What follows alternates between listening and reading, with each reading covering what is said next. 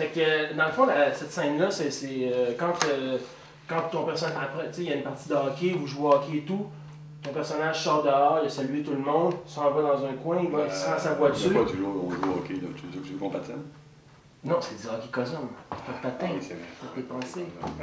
Toutes tes pensées.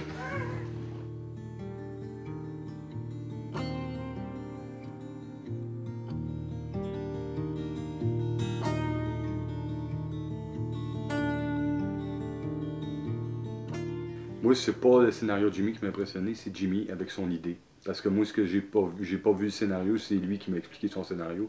Puis juste de la façon qu'il me l'a raconté, j'étais déjà emballé. Il est plus au stade d'avoir des émotions comme ça. Il est semi-là. C'est quand t'es dans une psychose.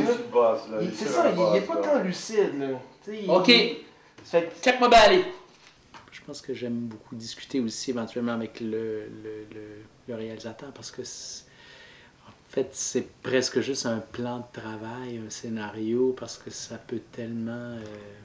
ma petite expérience aussi m'a fait comprendre que le montage devient vraiment une deuxième écriture. Fait que c'est la matière, le scénario qu'on reçoit, c'est une première matière, là, sur laquelle on se penche ensemble, mais après ça, ben, ça devient autre chose. T'es dans ta tête tout le temps. Tu fais juste, t'es là, tu penses, c'est ça ton personnage. Puis il se fout un peu de la réaction de l'autre, en fait. Ben, il s'en fout. Il est pas attentif à ce que l'autre va me démasquer, est-ce que l'autre va accepter d'embarquer dans mon auto, il va-tu accepter mon lift, il va-tu, parce qu'il pourrait dire, non, écoute, il n'y a plus de film, mais...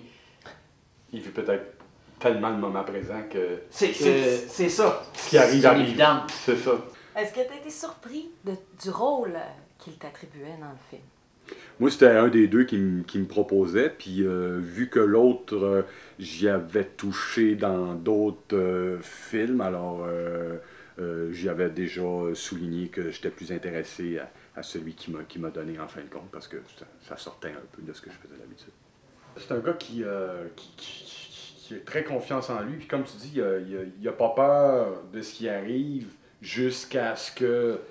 Il semble que lui, il peut péter les plombs. S'il voit une arme sortir, il va avoir peur ou quoi que ce soit, mais tant que lui est debout devant lui, puis qu'il boit, puis qu'il déprime, il va essayer de le travailler autrement. Ben c'est ça, c'est un guerrier. Tu n'as pas appris à perdre, tu apprends à gagner. Toi, c'est une game. Là. Tu joues une game, puis tu veux gagner ta game, puis ta game, ça s'appelle rester en vie.